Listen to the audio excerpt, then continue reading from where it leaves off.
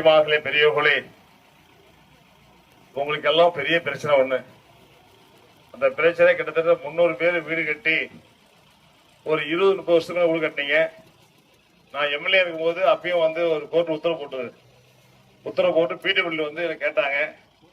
தடை பண்ணி அதை நிறுத்தி அதை யாரும் இடிக்கக்கூடாது. கோர்ட் நீர்பிடிப்பு பதிவு சொன்னாங்க.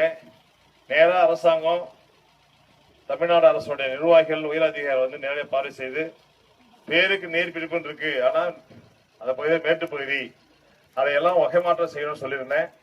இப்பொழுது ஆட்சி அமைந்தவுடன் கழக பொதுச் செயலாளர் அருமையான எடப்பாடி சொல்லி அதுக்கு நேரடியாக ஒரு கமிட்டி போட்டு, உளுந்துமட்டம் மட்டும் கிடையாது, நிறைய ஊர்ல நீர் பற்றி போட்டுறாங்க. அது மேற்பகுதி மூடு பகுதி தான். அந்த மூடு பகுதி போகும்போது ரிக்கார்டில் இருக்கும்போது நீர்பிடிப்பு பகுதின்னு போடும்போது அது எங்கேயும் வீடு கட்ட முடியல அப்படின்னு சொல்லிட்டு இருக்காங்க. அதை கட்டாயமாக 100% 12வது வார்டு பகுதியில் இருக்கின்ற அந்த 300 குடும்பத்திற்கும் நான் பட்டா வாங்கி கொடுப்பதற்கு கட்டாயமாக நடவடிக்கை எடுப்பேன் என்ற உத்தரவு சொல்றேன்.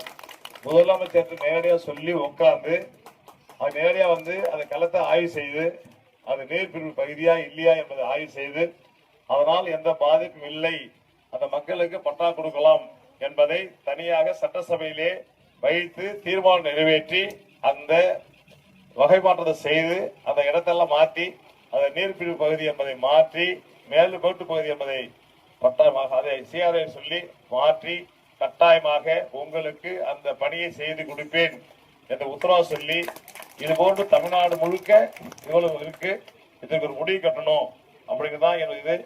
இப்ப கூட பாத்தீங்கன்னா ஆறாங்குப்பம் பக்கத்துல பாத்தீங்கன்னா திருப்பதி கோயில் பக்கத்துல 7 ஏக்கர் நல்லா இருக்கு. அந்த 7 ஏக்கர் பாத்தீங்கன்னா பூரா போட்டு பகுதி, அது நீர்பிடிப்பு பகுதி போட்டான். இல்லைன்னா அங்க என்ன பண்ணலாம், இப்ப சூப்பர் ஸ்பெஷாலிட்டி ஹாஸ்பிட்டல் கட்டலாம், 7 ஏக்கர் கட்டலாம், செய்ய போறோம். இப்ப அந்த ஆறாங்குப்பம் இருக்கு இல்லையா, அந்த இடத்துல கட்ட போறோம். ஆறாங்குப்பம் திருப்பூர் பக்கத்துல 7 ஏக்கர் இருக்கு. அந்த 7 ஏக்கர்ல தான் சூப்பர் ஸ்பெஷாலிட்டி மருத்துவமனை கொண்டு வர போகிறேன். அதே போன்று அங்க கூட்ரோட்ல தான் வேளாண் கல்லூரி கொண்டு வர போறேன். ரெண்டையும் நம்ம உளுந்துப்பட்டிலையும் 2 வேளாண் கல்லூரியும் சூப்பர் ஸ்பெஷாலிட்டி மருத்துவமனையும் கட்டாயம் முதல் பட்ஜெட்ல, எங்க பட்ஜெட்ல ஆட்சிக்கு முதல் பட்ஜெட் அறிவிப்பு எது வரும், உளுந்துப்பட்டு தான் வரும்.